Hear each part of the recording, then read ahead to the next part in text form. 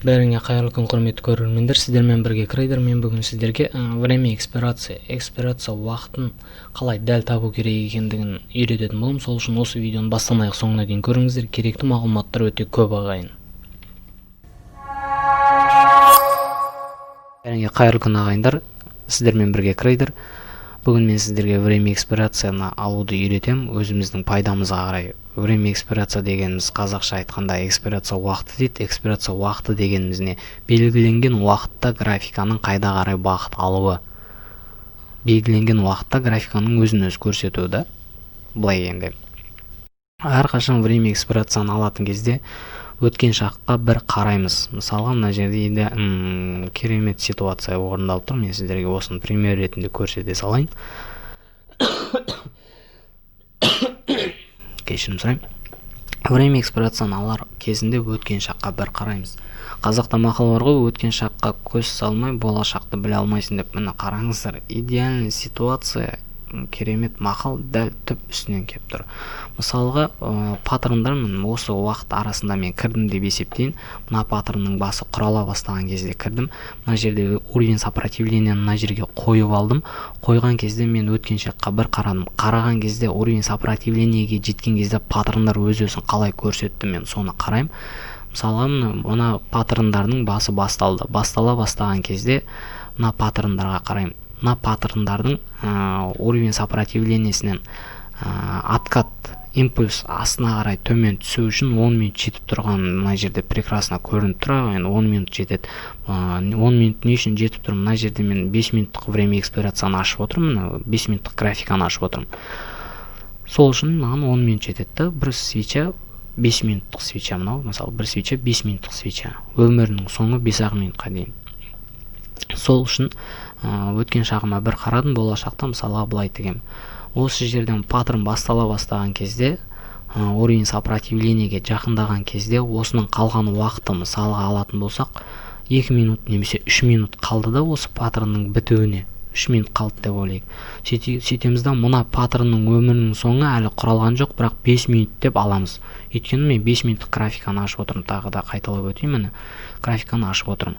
Осы 5 минутты қосамыз. 5 минутты қосқан кезде 8 минут бола ма? 8 минут. Время экспирацияны 8 минутқа қоям да сделкам жасайым төмен. То, что паттерн төмен қарай түседі деп. Келесі паттерн құралған кезде көріп тұрсыздар, паттерн төмен қарай төмен түскен. Неге мен бұл жерде 15 минут немесе 20 минут деп алмадым? Не үшін? Өйткені мына паттерн ары қарай жоғары қарай кетіп қалуы мүмкін. Сол үшін мен мына паттернның өмірінің соңына дейін ғана алдым. Мына жерде де сызып қойған едім. Мына тур жаңағы ситуация осындай. Мынаның уровень сопротивлениеге жеткенін күтеміз. Жеткеннен кейін қалған уақытын мынау паттернның өмірінің соңына дейін берілген уақытты екеуін қосып алып барып саудамыз жасаймыз. Өз бетінен ешқашан алмаңыздар ағайын. Жаңағындай өткен историяны көрмей ешқашан алмаңыздар. Не үшін? Өйткені мысалы қараңыздар, өз бетіңізше мысалы 10 минут деп алып қойдыңыздар, 15 минут деп алып қойдыңыздар, мысалға келетін болсақ 15 минут деп алып қойдыңыздар, графика келатыр, жоғары қарай келатыр, соңына келген кезде мына графика төмен түсіп кетті. Не үшін? Өйткені сіз 10 минут деп алып қойдыңыз. Өйткені өткен шақты сіз бір қарап өтпедіңіз. Өткен шақта графика өз-өзін қалай көрсеткенін көрмедіңіз. Сол үшін осы жерде осындай қателік жіберіп отырсыз да. Сол үшін өткен шағына бір қараймыз, графиканы артқа бір қарап өтеміз. Уровеньге жақындады ма, жақындамады ма, жақындаған кезде өз-өзін қалай көрсетті паттерндар, соның бәрін қараймыз. Соның бәрін қарап отырып, барып время экспирацияны жүргіземіз. Осын есте сақтап алыңыздар ағайын.